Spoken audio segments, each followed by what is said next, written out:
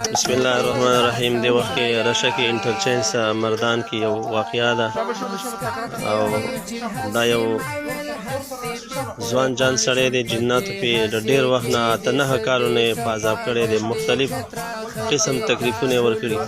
هغه ونیسئ شابه کښېنوه، دا وګورئ تاسو یې نه دا مختلف قسمه تکلیفونه والله په ډاکټرانو باندې بیړه غرقه شوې ده. دا تاسو وینئ، دا وګورئ، دا د زړه معده لاسونه خپې به یې ورته نیولې، مختلف ډاکټرانو باندې به یې ګرځولو، ډېر زیات د ډېر وخت نه پې دا تکلیف و. دا تاسو وینئ الحمدلله د ده توړ روان دی.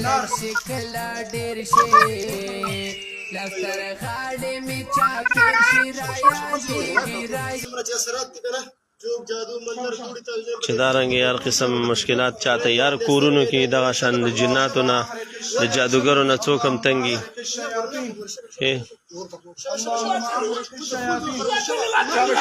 دا تاسو یې نه ګوره دوی له به تکلیف به ورته ورکولو.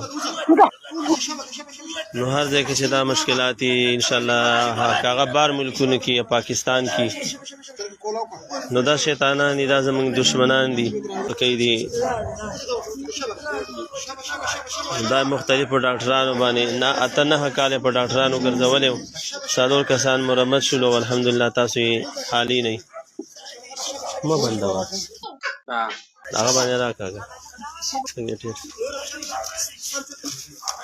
نو دا موږ راغلي مردان انټرچینج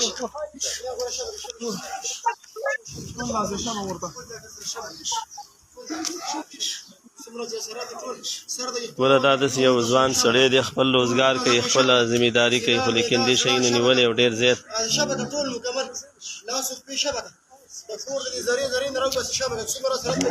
شابه شابه زر در راځي، شابه شابه ورکړئ زور، ورکړئ زور.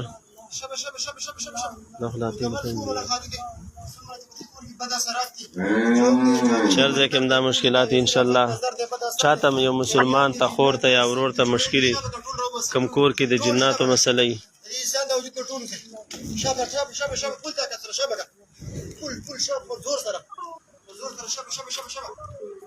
د ده زړه به یې نیولی و، معده او زړه به یې ورته نیولی و، ټول جسم به یې ورته نیولی و، بند کړی به یې و، په ډاکټرانو به ګرځېدو. چاته هم دا مشکلات دي، دا ویډیو د الله د رضا شیر کوي. والسلام.